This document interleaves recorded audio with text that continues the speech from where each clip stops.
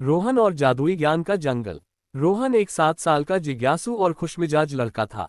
उसे नई नई कहानियां पढ़ना और अपने बगीचे में खेलना बहुत पसंद था।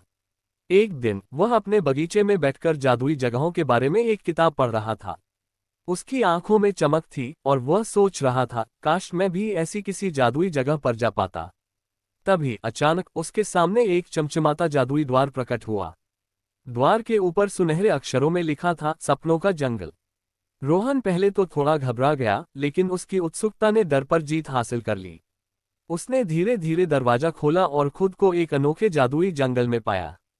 ये जंगल किसी सपने से कम नहीं था। चारों तरफ रंग बिरंगे पेड़ थे, जिनमें से कुछ मुस्कुरा रहे थे और आपस में बातें कर रहे थे।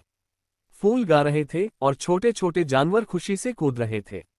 जंगल के बीचों बीच एक विशाल पेड़ खड़ा था। वह पेड़ सामान्य नहीं था।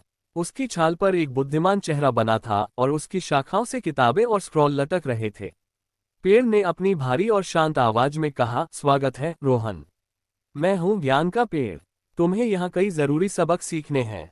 रोहन हैरान था कि यह पेड़ उसका नाम कैसे जानता है, लेकिन वह चुपचाप सुनता रहा। थोड़ी देर में रोहन ने एक छोटे से चूहे को देखा जो उदास होकर रो रहा था। उसने चूहे से पूछा, तुम क्यों रो रहे हो? चूहा बोला, मेरा घर तूफान में टूट गया है। अब मैं कहाँ जाऊं? ज्ञान का पेड़ बोला, मदद करना ही सच्चे इंसान की पहचान है। जाओ इस चूहे की मदद करो। रोहन ने जंगल के जानवरों को इकट्ठा किया और सबने मिलकर चूहे के लिए एक नया घर बनाया। चूहा बहुत खुश हुआ और बोला, तुम्हारा बहुत बहुत धन्यवाद रोहन। आगे चलते हुए रोहन को एक तोता मिला जो अपने खोए हुए मोतियों के हार के लिए परेशान था। वह रोहन को एक बगीचे में ले गया जहां मोती पड़ा था, लेकिन एक बंदर ने उसे छुपा लिया था। ज्ञान का पेड़ बोला, ईमानदारी सबसे बड़ी शक्ति है। रोहन ने बंदर से बात की। थोड़ी देर बाद बंदर ने अपनी गलती मानी और मोतियों का हार वापस कर दिया। तोता बहुत खुश हुआ और बोला, धन्यवाद रोहन। तुमने मुझे सिखाया कि सच बोलना कितना जरूरी है। जंगल के सभी जानवर अब रोहन से दोस्ती कर चुके थे। ज्ञान का पेड़ बोला, रोहन तुमने यहाँ से मदद और ईमानदारी का सबक सीखा। अब समय है कि तुम अपने असली संसार में लौटो और इन गुणों को वहां फैलाओ।